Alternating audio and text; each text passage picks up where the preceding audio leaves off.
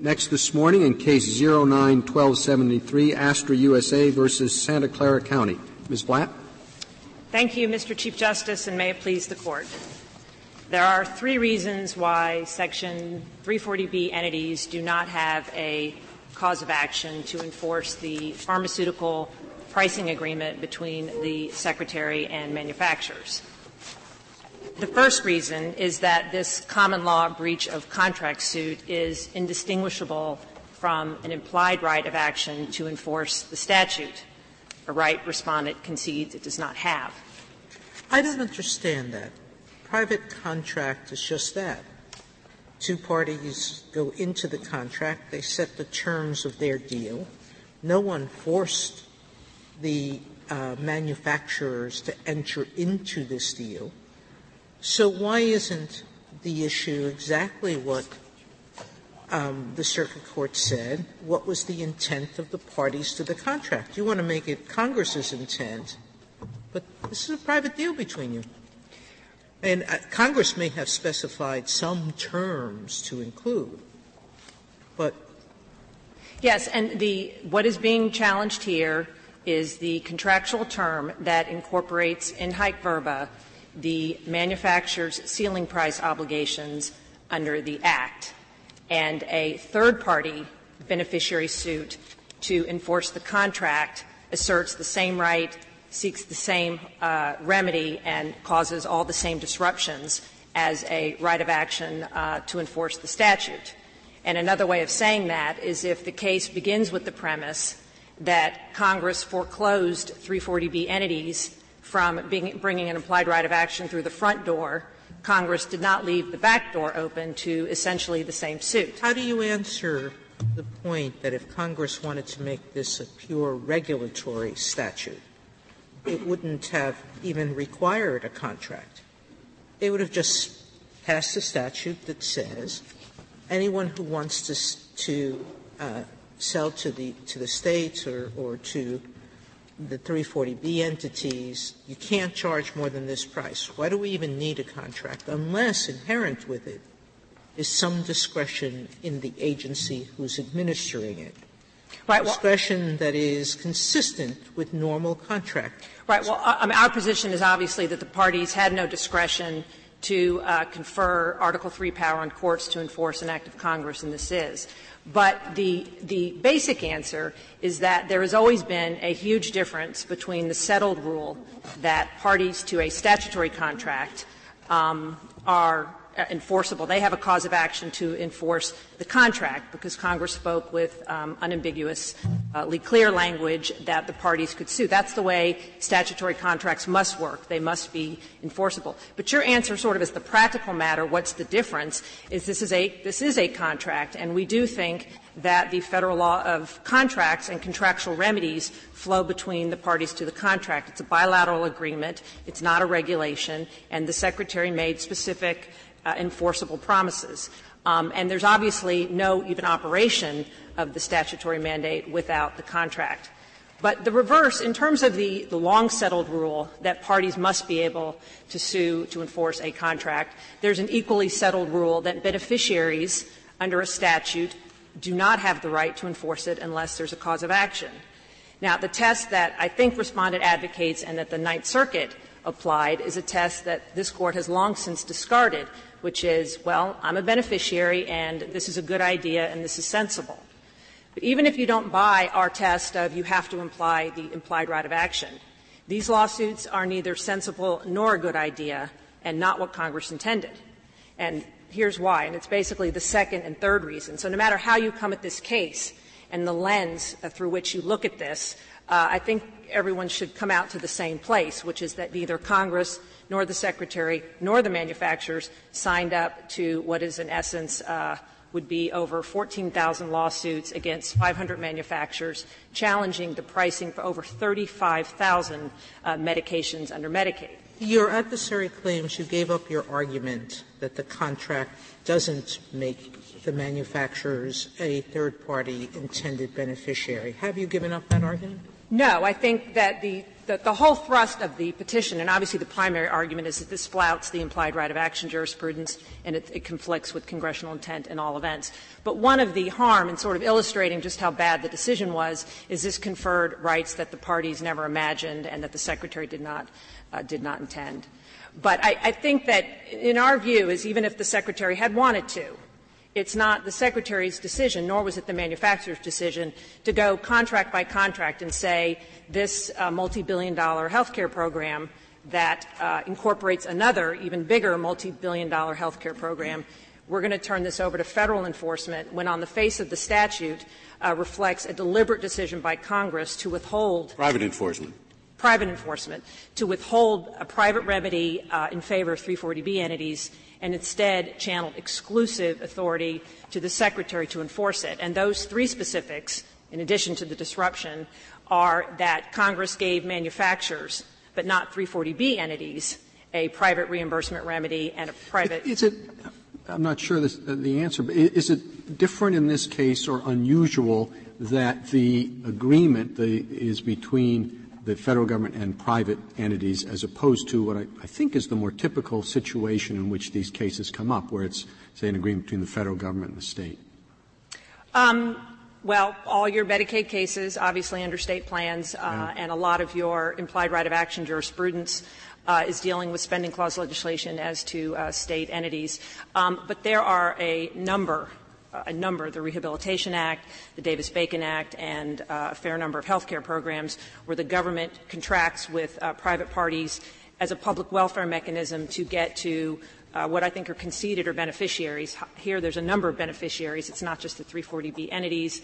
It's the patient populations being served and obviously the federal fisc. So, Ms. Blatt, would you explain the function that the contract mechanism serves? I mean, you could just have this. You could just have the statute say, thou shalt not charge more than the ceiling price, period.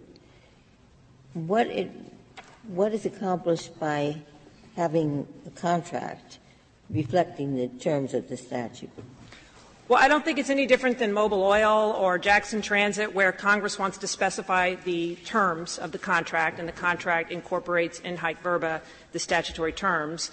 And if there's a breach of that, there are contractual remedies that flow. But I agree with you that there's not a whole lot difference between our position and the government, because the government is absolutely correct that it's in haec verba and identical. And the statutory obligation that we're talking about that's incorporated into the contract is that a certain ceiling price must be charged.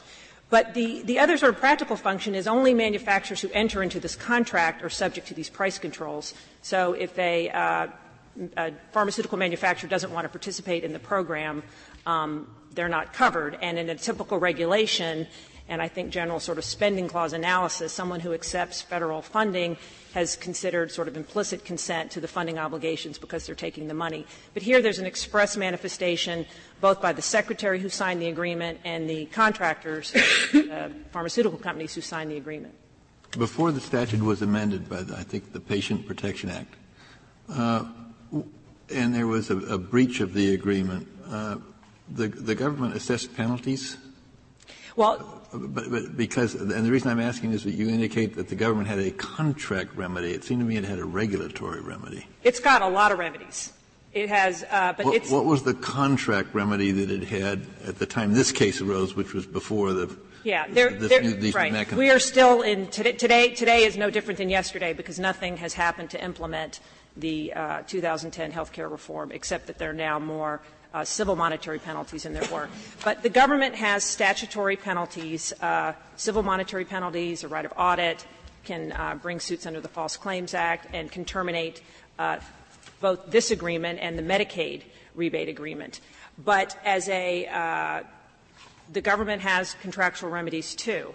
I mean, why Congress, I think, a very sensible inference for why Congress picked contracts is that this piggybacked off the Medicaid rebate program, and that uses contracts.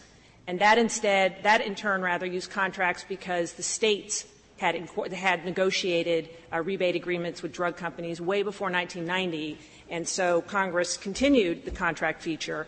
And then since the pricing components under this program are the same pricing components under the Medicaid rebate program, both programs are parallel and that both use agreement. One's the Medicaid rebate agreement. In this case, it's the pharmaceutical. Ms. Platt, you said that there's not a whole lot of difference between your position and the government's. What is the difference between your position and the government's? Well, the government says a contract is not a contract, even though it says it's a contract. Our position is that this is a contract. It doesn't make much sense, does it? The government sees this, I think, as just a unilateral, that the manufacturers walked in and said, we're here and happy to be bound. But the agreement on its face says the Secretary makes the following agreements. The Secretary promises this. The most important promise the Secretary made to manufacturers is that the Secretary said that she would not terminate the agreement without good cause, 60 days' notice, and certain conduct that the manufacturer did would not constitute grounds for. What did the manufacturer promise in exchange for a contract? You do need consideration. What did they promise that they weren't already obliged to do by law? Well, the billions and billions in price discounts they were not obliged to do unless they signed the contract. But the contract goes through a ton of manufacturer responsibilities. The manufacturer, if the Secretary thinks that there is reimbursement that's owed, the Secretary can order reimbursement. And the manufacturers it's a pretty. So what is Santa Clara County supposed to do? They think they're being overcharged. And in your opinion, the company doesn't, but they do. So what are they supposed to do if they're right? How do they get the money? Well, the way they have been getting the money, and for better or worse, until 2010, they have been at the mercy of the vastly larger Medicaid rebate program, which is run on behalf of the states. And because this program is so small compared to that program, all the enforcement activity, which is all the False Claims Act settlements that the Respondent cites in his brief, that's how, as a practical matter, it's been. No, but I'm interested in procedurally. What are they supposed to do? Oh, pick up the phone and either call the manufacturer, the prime. Or manufacturer says, okay, you're wrong. I'm not. I'm undercharging. Now what happens?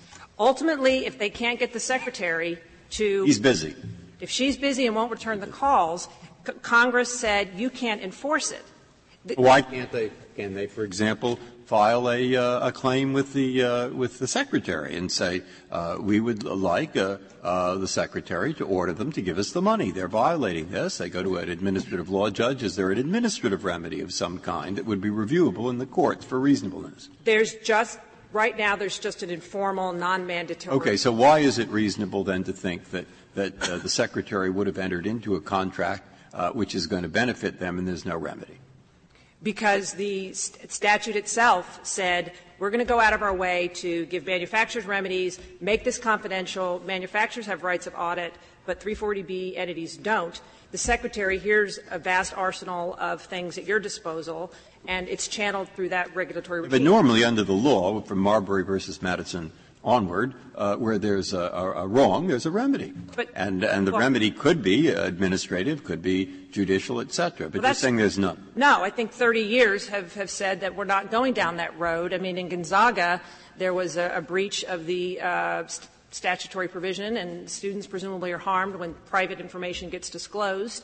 But every private right of action case where you've said no, the argument. But in such cases, there very often is an administrative remedy. That's and true. A person always, any individual in the United States can go ask any agency to do anything, and there is even review in instances of a refusal to withhold, withholding of action. Well, there's always an APA action against the Secretary. Is there here?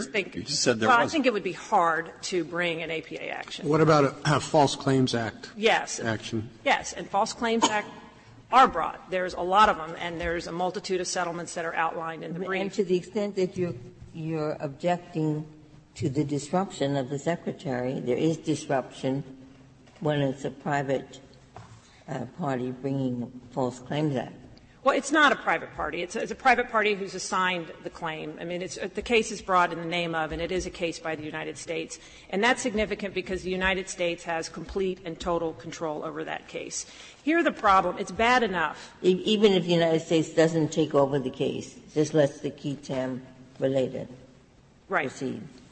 Yes, that's right. It's still brought in the name of the United States with heightened pleading requirements, and they actually have to allege a knowing false statement. You emphasize that the contract has the language in haec verba of the statute. What if it doesn't? And the statute imposes certain provisions. The pricing, I guess, is the key one. But in a private deal, when you're arranging for the delivery of, pharmaceuticals, you could have a lot of provisions. It's got to be delivered by this much. You've got to have this much inventory. I've got to whatever. I mean, what if the contract here included terms beyond those in the statute? Could those be enforced by the third-party beneficiary? Yes. And there's yes. If it's not an enforcement of the statute, only if. And I think it's significant that plaintiffs always lose under a third-party beneficiary because the bar is so high. The government always enters into contracts on behalf of somebody, and the government rarely intends to confer enforceable rights, and the parties rarely do it. But if you had an express provision outside the statute that said, we intend to confer enforceable rights on third parties, and it's not an enforcement of the statute at all, then all your jurisprudence for determining congressional intent aren't being subverted and aren't being undermined. I could give you an example. I mean, it could be anywhere from something just completely outside the statute together. The pharmaceutical companies could say, we hereby agree to make a contribution every year to the clinic or hospital for a holiday gift.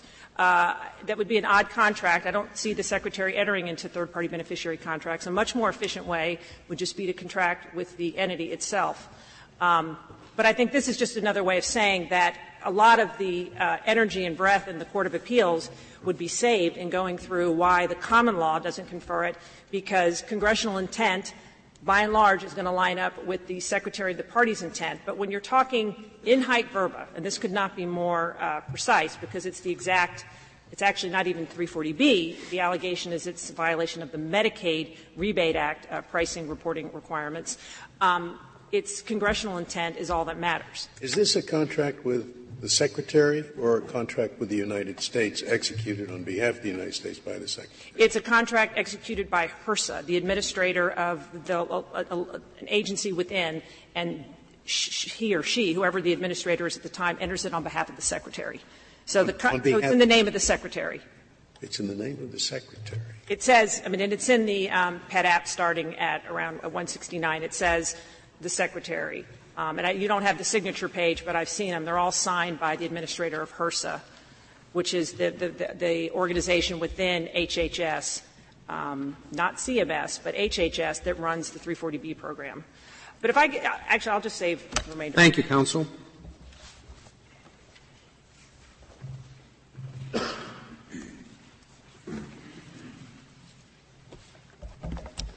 Ms. Anders? Mr. Chief Justice, and may it please the Court. The pharmaceutical pricing agreement should not be construed to permit 340B entities to bring suit to enforce drug manufacturers' price reporting requirements for two reasons. First, the PPA is not an ordinary contract, and it does not transform the 340B program from a regulatory scheme into a contractual one. Like a Medicare provider — Is it a contract at all? It's not an ordinary contract in that it doesn't give rise to contract rights in the regulated entities. This is very similar to Medicare provider agreements in which a healthcare provider who wants to enter into the Medicare program and provide services signs an agreement in which he agrees to abide by the statutes and regulations set forth in the Medicare program. And in return for that agreement, he's given the opportunity to participate in the Medicare program. But how do we distinguish between what you call an ordinary contract and this sort of a contract, if it's any kind of a contract?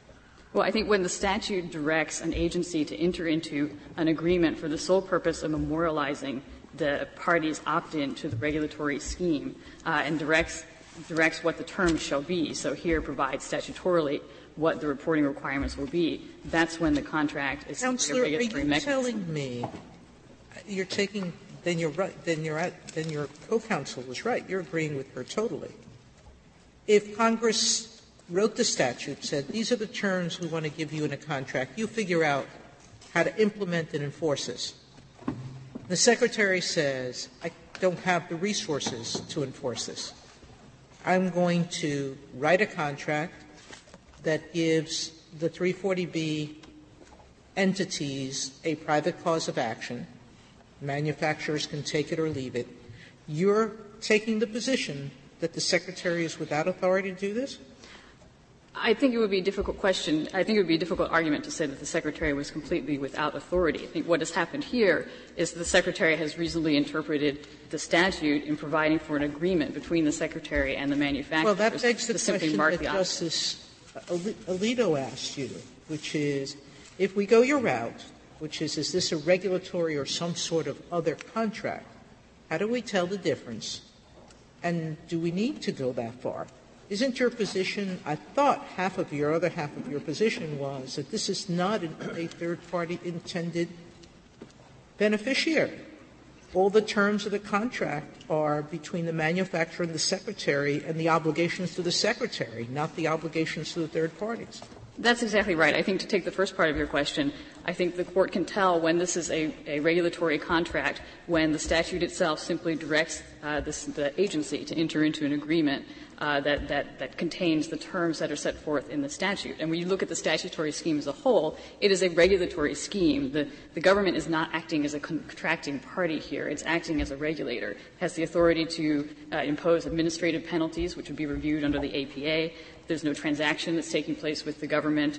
The only rules governing the conduct are statutory. So that's why we think you can tell that this is not an ordinary contract. It's a regulatory You mean there's no negotiated element to it? It's what the statute — it's the same as Ms. Blatt said. It's the contract repeats the words, the terms of the statute, and that's it. Is that what you mean? That's right. This isn't a negotiated agreement. The Secretary has simply repeated the terms of the statute in the agreement. That's exactly You could right. do this, I guess, by regulation, right? I think issue a regulation saying manufacturers who participate in this program agree to do, whatever your contract says. I think that would be one way to do it, yes. And throughout this area, though, Congress has often used agreements to mark entry into the regulatory scheme, including in the Medicare provider area, where you do have these agreements with health care providers, but it would be very odd then to say that the entire area is regulated by breach of contract law rather than by the hundreds of pages of regulations and statutory provisions that govern the provider's rights there. Could you tell us whether you agree with the petitioner's argument in Part D of its brief that private suits would seriously disrupt the comprehensive statutory scheme in light of the position that the government has taken in other litigation involving actions brought by states, in re pharmaceutical industry, average wholesale price litigation in the District of Massachusetts? We do agree with the petitioners that permitting third-party beneficiary suits here, if you construe this as a contract, would interfere with the government's ability to administer the statutory scheme. This is a national pricing scheme that's put together by the Medicaid Rebate Act, which is heavily regulated, allowing 14,000 covered entities to bring individual suits in different courts without HHS consultation, without the benefit of the government's input, could lead to substantial disuniformity, despite the fact that these are supposed to be national prices. You're walking away from your position in the District of Massachusetts. The states do not have, according to you, the right to enforce the rebate program? No, that's actually an important point. I think in the Medicaid context, the states have a cooperative relationship with the federal government, and so they receive some of these funds directly, and they have, in fact, in the Medicaid Act, it is contemplated that they have their own enforcement responsibilities. So when states bring state law fraud suits, state law FCA suits, they consult intensively with HHS. And so in that respect, those suits represent the government's An implied cause of action? Is that what you're saying those state suits are? Those are actually state lawsuits that were involved in the average wholesale price. How is that regulatory scheme any different than the one involving the PPA? Well, the Medicaid Act itself gives states an enforcement responsibility and says that they are to use their efforts to find fraud and prosecute it. And so states actually have a whole body of state law. I suppose that the state of California says we'd like our counties to be able to enforce this. Then what happens? Under the Medicaid Act, there'd be Well, I suppose that California if California wants to say we could bring this suit like Massachusetts did, you agree, they could. And then they say, all right, well, we don't have the time. We want the counties to do it. Couldn't they do that? Well, we think it's very different when you have covered entities Well, what's the difference difference between a state doing it itself through its attorney general and the state saying we'd like the county to do it through its county attorney? Well, there's consultation with the federal government at the front end when the state brings a suit, and so the government has a chance to coordinate to avoid this uniformity. But when you have covered entities, thousands of them potentially. If California comes to you tomorrow and says the attorney general says, this is a problem, you don't have time to enforce this, there should be some enforcement, and we want to enforce it, and moreover, we'd like each county affected to enforce it. Do you have the authority? Is there any reason you wouldn't say, go ahead? Well, in that sort of situation, you might be able to have a state law fraud suit. I'm trying to analogize it to the Massachusetts one. You say they can just go ahead and do it, and they say, Santa Clara County is just as big as Rhode Island. And you say the AG of Rhode Island can bring the suit, am I right? And so why can't Santa Clara do it? Well, in the covered entity context, the concern is that because you have so many of them, if you start permitting covered entities to bring suit, this is essentially a preemption question, but you then have 50 different state court regimes grafted onto the Medicaid rebate requirements. So this is supposed to be a uniform pricing scheme. And so once the requirements become disuniform, it becomes very difficult for HHS to administer the scheme in the way that it's supposed to. I think it's also important to point out that the recently enacted Affordable Care Act it will provide the exclusive administrative remedy for claims exactly like respondents once HHS puts that into effect. So Congress, in looking at this scheme, to the extent it had concerns about enforcement by covered entities, the way it reacted was not to create a private right of action or provide for breach of contract enforcement, but was simply to give the agency enhanced authority in order to adjudicate. It identified the problem that the individual beneficiaries did not have a remedy, or that courts had indicated that they didn't, and they thought there should be a remedy? There were OIG reports raising concerns with oversight and enforcement at a general level, and the way Congress reacted to that was to put in place this administrative remedy, which will allow covered entities to bring these claims and will allow HHS to have the first opportunity to determine the meaning of the AMP and best price requirement. Ms. Black said nothing has been done. It just went into effect in January 1st, but are there plans to implement it? Yes, the agency is moving ahead with that. The agency has already issued an advance notice of proposed rulemaking back in the fall, and it solicited comments about how the administrative scheme should look. That comment period has closed, and so now the agency is in the process of moving forward with the regulatory. So I understand your position clearly. In a regulatory contract situation like this one, the Secretary is without authority to decide he or she can't enforce the statute and to confer expressly by contract third-party beneficiary rights to the people receiving the benefit. That's the position you're taking. If the Secretary had written the provision into this contract telling 340B entities you can sue, that would have been, according to you, ultra-virus. I think it would be difficult to say that the agency would have been totally without authority to do that. It's not a question you have to answer here, because I think the PPA clearly shouldn't be construed to confer third-party beneficiary rights, because that would be inconsistent with the statutory scheme. Thank you, counsel.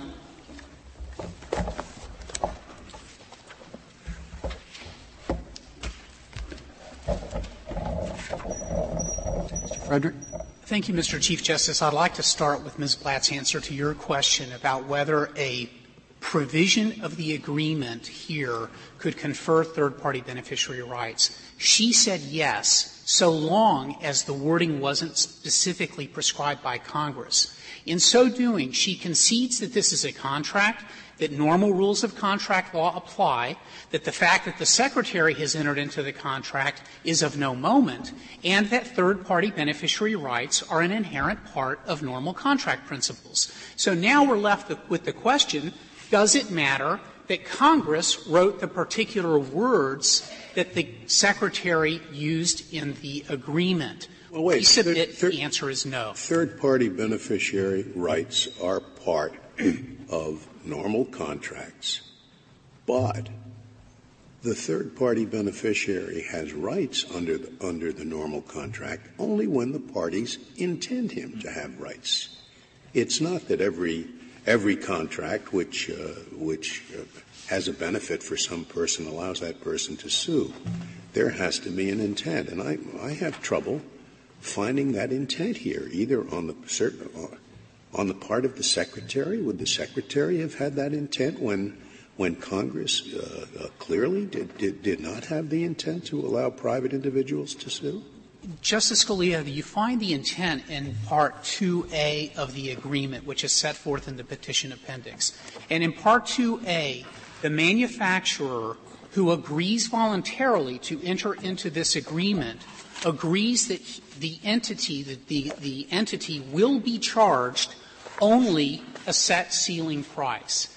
That is a voluntary agreement of a duty by the manufacturer that runs to the third-party beneficiary-covered entities. Yeah, but you didn't hear my question. My question was the mere fact that there's a duty to a third party in the normal contract does not give that third party the right to sue, only if the contracting parties intend the third-party beneficiary to have a right. Well, that's not the standard, Justice Scalia. The standard for a third-party beneficiary, as set forth in the restatement and as recognized by this Court, is whether or not the parties objectively intended to create intended third-party beneficiaries whose right to bring the suit would enforce the contract. And that's precisely what we have here. Can you tell me where? In this case went back to the district court.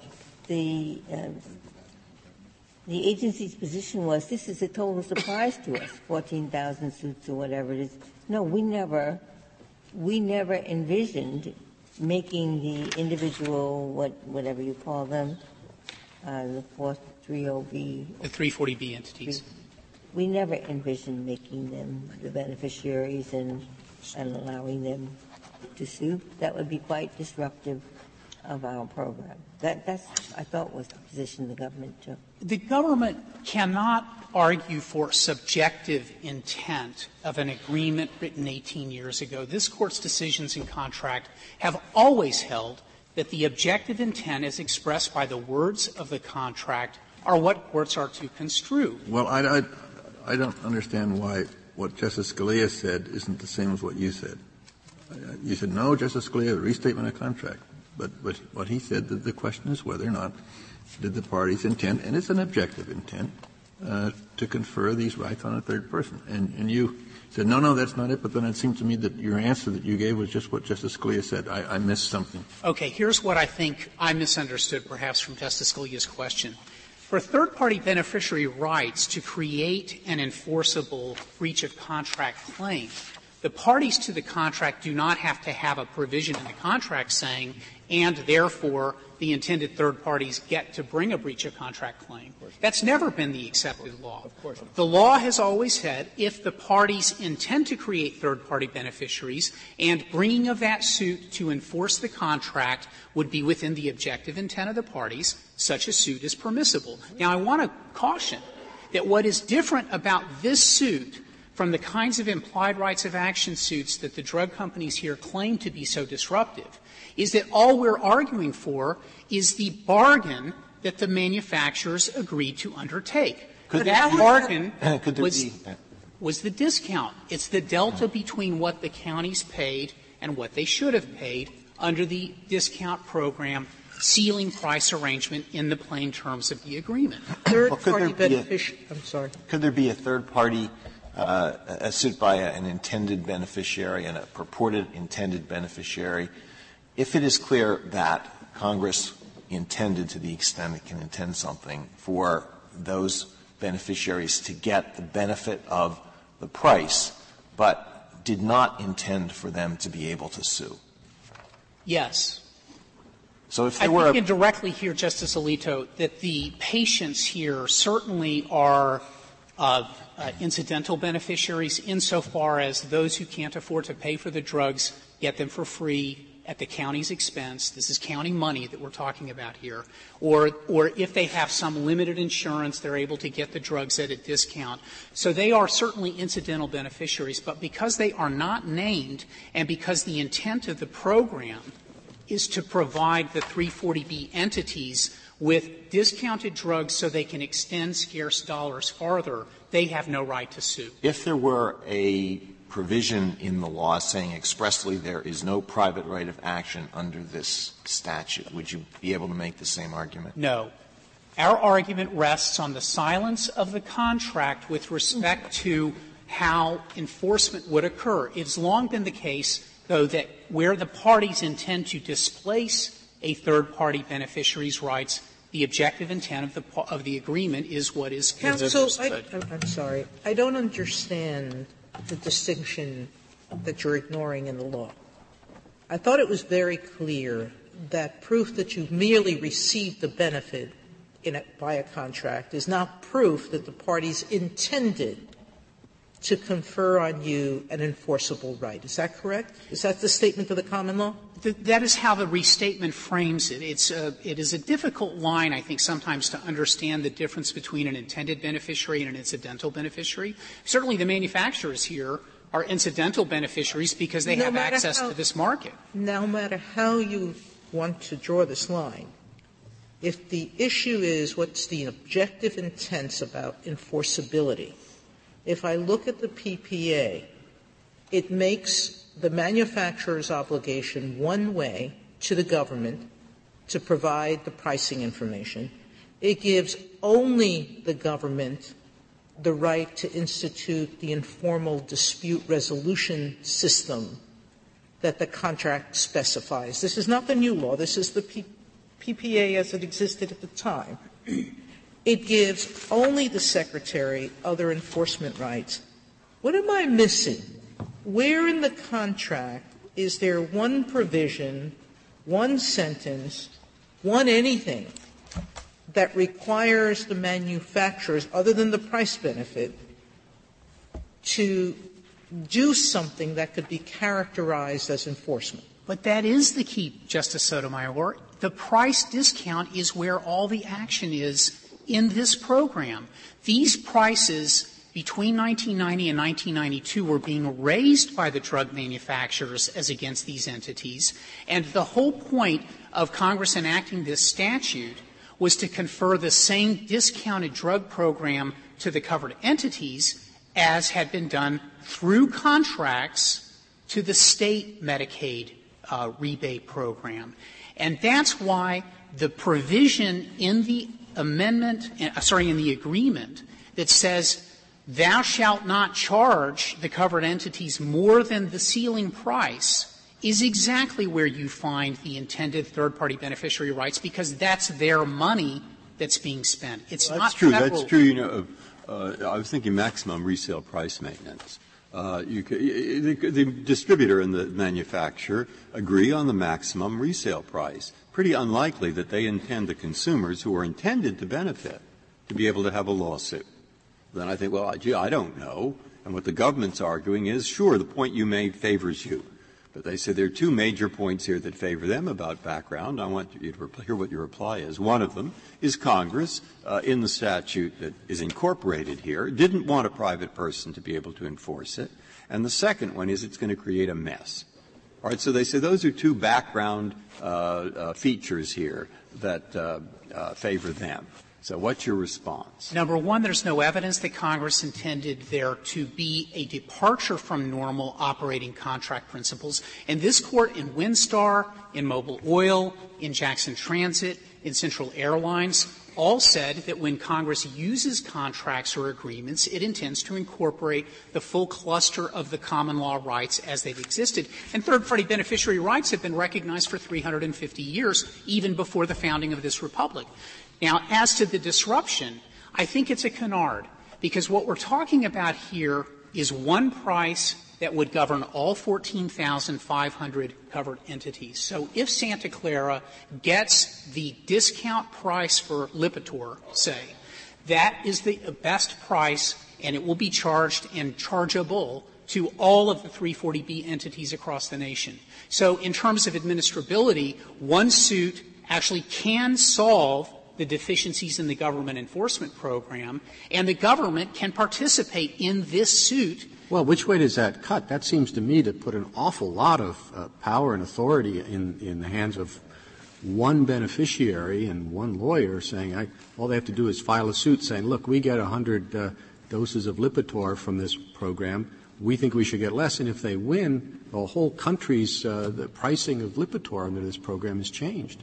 Well, that strikes me as an argument in favor of leaving the enforcement with the Secretary. No, I think it's an argument that may misunderstand some of the benefits that class action practice can provide, where there is a uniform way of analyzing the problem, because these prices, Mr. Chief Justice. It doesn't have to be a class action, does it? Well, it doesn't. This was brought as one for the efficiency purpose of attaining exactly the effect that you are identifying, which is that if it is more efficient. That's why it was brought as a class action. Well, it was brought as a class action because the County of Santa Clara stands in exactly the same position as the other 57 counties of California and the other counties in the United States who are overpaying for drugs that the manufacturers What do you think about is that I'm not sure I'm right at all here, but as I understand the development of this argument today, it's open to you in the other 57 counties to go to the state AG and you say you bring the lawsuit, okay? Or the lawyer says make me an assistant AG for this purpose, and I launch the lawsuit in the name of California, and then I can get the same place. What do you think of that? I don't know that the state, because these are entities that are not defined in the agreement, this is a different agreement than under the Medicaid rebate agreement, which is set forth in the joint appendix, where the states are the third-party beneficiaries of those agreements. I'm not sure that the state actually has standing to bring these particular claims. That is not something that has been tested. But what I would say is that if you reject our argument here, you are substantially undercutting the ability of the states to bring the same kinds of overcharging claims against drug manufacturers under the Medicaid rebate program. That's what the state's amicus brief here makes clear. The SG has a very fuzzy footnote at the very end of the government's brief that does not set forth a clear standard that differentiates why 340B entities' third-party beneficiary rights are any different from states' rights under the Medicaid rebate program. I thought it was because the states had been given a role in the statute itself where the 340B entities have not. I thought that was the government's position, that the states have a role in the Medicaid program, and that's an entirely different thing than this program where these entities have no statutory role. There's the drug manufacturers and there is the HHS. Justice Ginsburg, I don't think that was the basis for Judge Sarris's opinion in the District of Massachusetts, which looked at the third-party beneficiary theory of the states in giving them a place at the table in bringing these kinds of claims. And to the extent that that analysis bears out anything, it tends to cast doubt on the government's theory that these are somehow regulatory contracts that suggest a blurring of the normal lines between regulation and contract. That theory, the regulatory contract theory, has been rejected by this Court in Windstar and in Mobil Oil, where the government tried to argue that because it was implementing regulatory policy through contracts, somehow normal contract principles don't apply. But the government's footnote doesn't rely on the contract. It says that, and it wasn't purporting to say the basis that the court applied in the District of Massachusetts case, but it was explaining why, in the government's view, it's a different situation. And what it said, it's a different situation, not because of a different contract, but because in that other situation, Medicaid, the Medicaid rebate, Medicaid generally is, quote, a cooperative federal-state program. I mean, their point is the states are explicitly given authority for enforcement in medical. Well, And here the entities you're representing are not. Justice Scalia, and that is why resort to the normal canons of construction that this Court has long applied to government contracts is what is most pertinent here. The government, I don't think, can point to a specific provision of the cooperative federalism that empowers states to engage in any greater enforcement power than a normal third-party beneficiary under this Court's normal cases. And back to Central Airlines and American Surety, which 100 years ago recognized a third-party beneficiary's right to bring suit on a breach of contract and held that the absence of a specific enforcement power in the statute was not enough to deny the normal operation of law for the breached party to sue for that breach. That's common in the law. The big difference, it seems to me, Mr. Frederick, is that the states are sovereign. They can enforce their own laws. The entities at issue here are not sovereigns. They're not enforcing their own laws. They are trying to enforce federal law. But under the Medicaid program, the states using their own fraud actions, whatever else, have a role to play. Well, Justice Scalia, I think if you took that argument to its logical extreme, you would have come to a different answer in the Arthur Anderson case, where there you recognized a third-party beneficiary's right to invoke a statute to get an arbitration agreement upheld. And I think you would have come to a different result in the Meary versus DeKalb County case, in which the Court said that just because there is an FAA contract with a local airport authority does not deny a third-party beneficiary rights to sue if there is an adverse effect on adjoining land, because you would have said that because the adjoining landowner had no specific enforcement authority, that person or entity would be out of luck.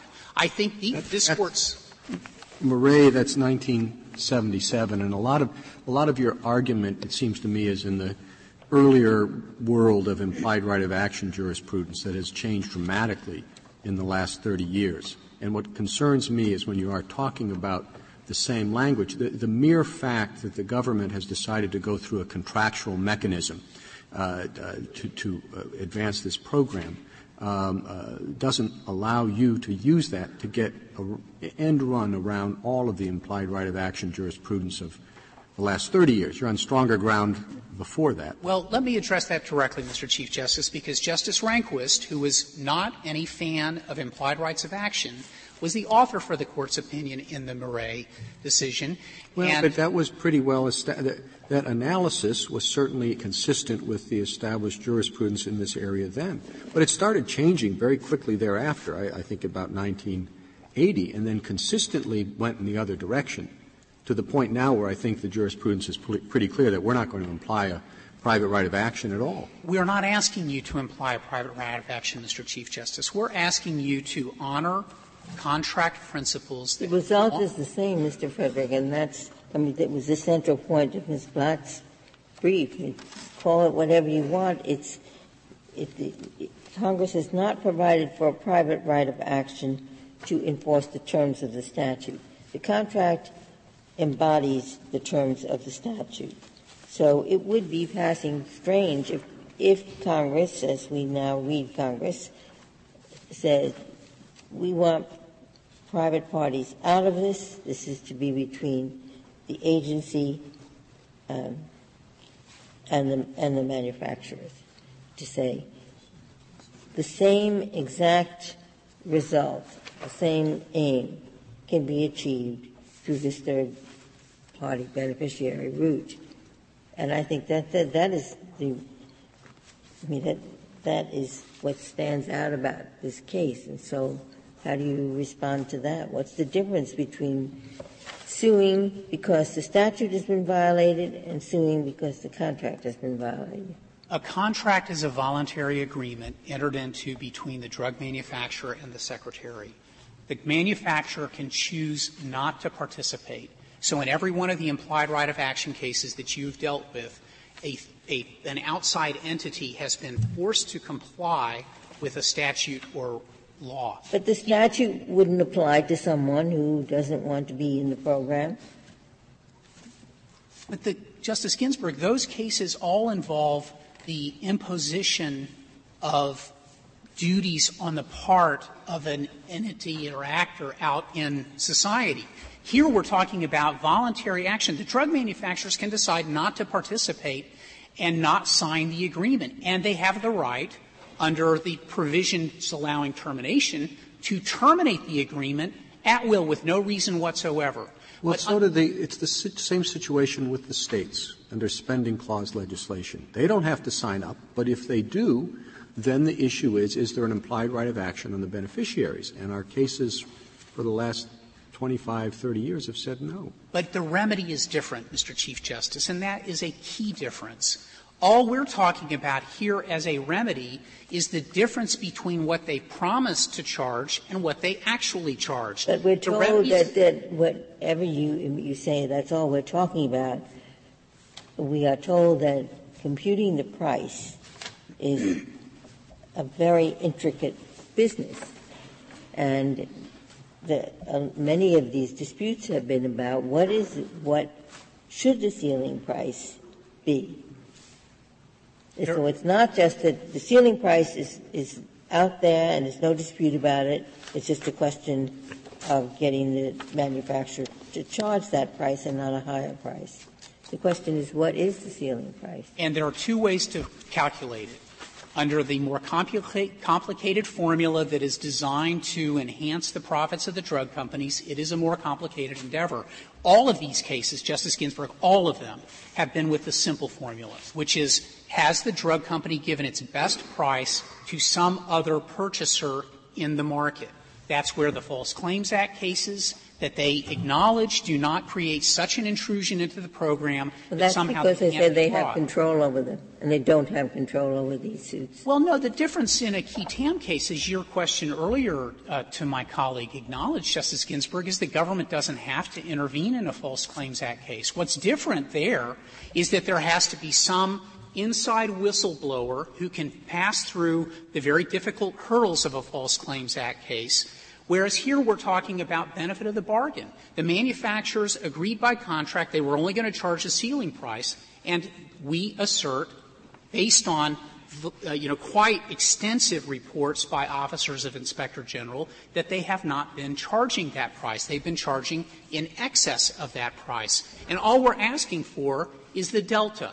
And the government, in its Massachusetts submissions, has acknowledged that this type of best price litigation is not so complicated, because all one needs to do is figure out, did the drug company sell the particular drug to some other entity for a lower price? And if that's so, that's the price you apply across the board to all the 340B entities. The argument about distraction and intrusion, Justice Ginsburg, I would respectfully submit, is a gross overstatement of what actually happens in this type of litigation. And to the extent that there are complexities, the complexities are introduced by the drug companies for the sole purpose of masking what price they are charging to the 340B entities. Because all these various mechanisms, the bundling of drugs, the use of kickbacks and payments to purchasers, are all designed to mask what the true price of the drug is. And if Congress intended anything in the program, and in getting the Secretary to implement this program through statutes, it was that the 340B entities who are providing drugs and medical service to the poorest of our citizens should be entitled to the benefits of the collective market created by these 340B drug purchases. And that's all that we're asking for here. Do you take the position that nothing has changed as a result of the new legislation? That is, Ms. Andrews told us that this statute has just become effective, that there's going to be better procedures than there were before. Is there still this third-party beneficiary suit, despite the possibility of going to the agency? We don't know, Justice Ginsburg, is the simple and plainest answer I can give you. And the reason we don't know is because the Secretary has already missed the first statutory deadline for issuing implementing regulations. There was no statement of rules in the notice of proposed rulemaking, as is ordinarily the case for agencies. The Secretary simply put out for comment that we are going to develop procedures and rules, so we don't know whether or not the Secretary will express some further intent as to how these new rules are to apply. But I would submit that this Court's cases are very clear, that a later enactment of Congress is not intent of what an earlier Congress has stated, and the absence of any specific remedial provision coupled with the use of agreements carries with it the ordinary presumption that Congress intended for that cluster of common law rights to be associated with the agreement. And that's certainly been the way this Court has enforced contracts involving the government itself. If there are no further questions, we'll submit. Thank you, Mr. Frederick. Ms. Blatt, you have 3 minutes remaining. Yeah, if I could just talk about the drug companies, Lipitor, and the common law, and if you want, I can also talk about states. We take, obviously, deep umbrage at the suggestion that the drug companies are somehow against these clinics. Any Internet search will show you that the amount of discounts given under this program equals the amount of free drugs that are given to these same clinics. And it also, probably even a better response, is you can look at any rebate release issued by the Secretary of HHS or any page of their CFR, and if you think it's simple, I would be shocked. On Lipitor, it's not the case that the Central District of California decides nationwide what the price of Lipitor is. Under the other side's view, the Southern District of Texas, the Northern District of New York, and the district in Alabama would all decide. And what's really bad, it is bad enough to have 14,000 suits over 35,000 drugs. But what he's talking about, best price and average manufacturer price, that determines the state rebate program, because the rebate program is a rebate and the ceiling price program is a ceiling price. When one of the pricing components goes up, that's average manufacturer price, the states benefit, they get more money. But generally, 340B entities, their ceiling price goes up. So what's good for the 340B company entity is bad for the states. And that's not disputed. He just says it's hypothetical.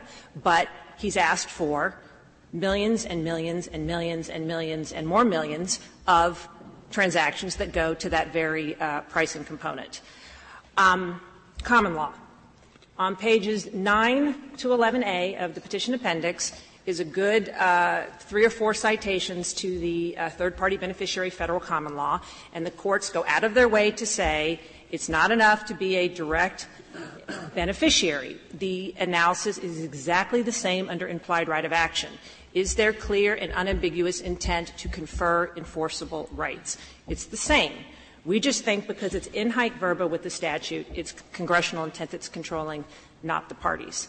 I can talk about states if you want. Otherwise, I'm happy to just ask for the decision to be reversed.